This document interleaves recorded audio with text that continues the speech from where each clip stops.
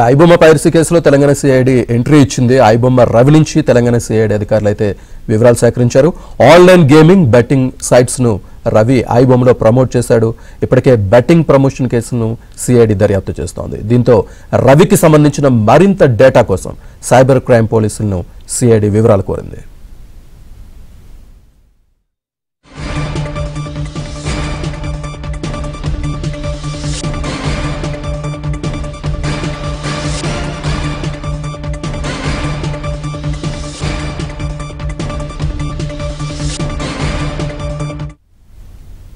మరోవైపు ఐబొమ్మ రవి మూడో రోజు కస్టడీ కొనసాగుతోంది. ఐబొమ్మ రవికి సినిమాలు సప్లై చేస్తున్న సహకరిస్తున్న వారి వివరాలు సేకరిస్తున్నారు. ఏజెంట్లు గేమింగ్ యాప్ల నిర్వాహకులతో ఉన్న లింకులపై ఆరా తీస్తున్నారు.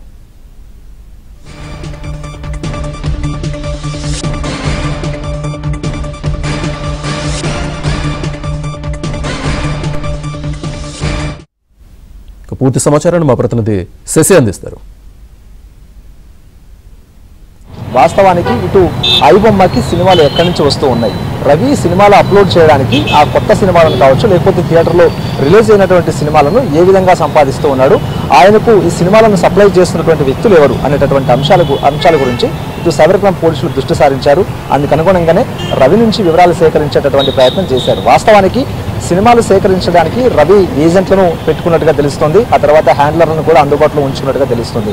సో వారి నుంచి సినిమాలను సేకరించడమే కాకుండా పలు వెబ్సైట్ల నుంచి కూడా రవి సినిమాలు కొనుగోలు చేసినట్లు ప్రస్తుతం సైబర్ క్రైమ్ పోలీసులు గుర్తించారు. ప్రధానంగా తమిళ తర్వాత హిందీ వెబ్సైట్ల నుంచి కూడా రవి సినిమాలను కొనుగోలు చేసి ఆ సినిమాలను తన వెబ్సైట్ ఐబొమ్మలో అప్లోడ్ చేసినట్టుగా సైబర్ క్రైమ్ పోలీసులు గుర్తించారు. మూవీ రూల్స్ అనేటటువంటి వెబ్సైట్ నుంచే ఎక్కువగా సినిమాలు కొనుగోలు చేశారు. ఆ సినిమాలు కొనుగోలు చేసినందుకు గాను మూవీ రూల్స్ కోసం ఆ క్రిప్టో కరెన్సీ రూపంలో డబ్బులు చెల్లించినట్టుగా అతనికి సంబంధించినటువంటి ట్రాన్సాక్షన్ వివరాలను ఆరా తీసినప్పుడు సైబర్ క్రైమ్ పోలీసులకు ఈ అంశాలు వెలుగు చూసినట్టుగా తెలుస్తోంది. హై క్వాలిటీ కంటెంట్ ఇచ్చేందుకు రవి ఎక్కువగా ప్రయత్నాలు కొనసాగించారు. సో ఇందులో భాగంగానే హై క్వాలిటీ కంటెంట్ను కొనుగోలు చేయడానికి ఆయన డబ్బులు ఎక్కువగా వెచ్చించారు. ఈ డబ్బులన్నీ కూడా ఇది బెట్టింగ్, ఆ తర్వాత గేమింగ్ యాప్స్, ఈ రెండింటి ద్వారా వచ్చినటువంటి ఆదాయాన్ని ఈ సినిమాలు కొనుగోలు చేయడానికి, హై క్వాలిటీ కంటెంట్ కొనుగోలు చేయడానికి రవి ఉపయోగించినట్టుగా ఇప్పటికే సైబర్ క్రైమ్ పోలీసులు గుర్తించారు. సో ఇదే కాకుండా కరేబియన్ దీవుల్లో ఉంటూ 20 మంది యువకులను అందుబాటులో ఉంచుకుని వారిని ఉద్యోగులుగా ఎంచుకుని వారి ద్వారానే మొత్తం ఈ ఐబొమ్మ వెబ్సైట్ను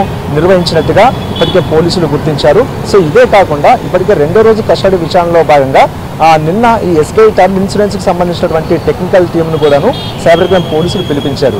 వాస్తవానికి ఈ ఐబొమ్మకు సంబంధించినటువంటి సినిమాలు ఎస్బీఐ టర్మ్ ఇన్సూరెన్స్ వెబ్సైట్లో ప్రత్యక్షం అవడంతో అవాక్కైనటువంటి ఇటు పోలీసుల తర్వాత ఇటు ఎస్బీఐ టర్మ్ ఇన్సూరెన్స్ సిబ్బంది ఇటు పోలీసులకు కూడా సమాచారం అందించారు. మొత్తానికి ఈరోజు మూడో రోజు విచారణ కొనసాగనుంది. ఈ మూడో రోజు విచారణలో భాగంగా కీలకమైనటువంటి అంశాలు వెలుగులోకి వచ్చేటటువంటి అవకాశం అయితే ఉంది. సో మొత్తానికి రవి కొంతవరకు నోరు ఇప్పడం లేదంటూ కూడా వార్తలు వస్తున్నటువంటి నేపథ్యంలో సైబర్ క్రైమ్ పోలీసులు మాత్రం ఈ ఐబొమ్మకు సంబంధించినటువంటి గుట్టును ఛేదించే విధంగానే ప్రజెంట్ రవిని ప్రశ్నిస్తూ ఉన్నారు.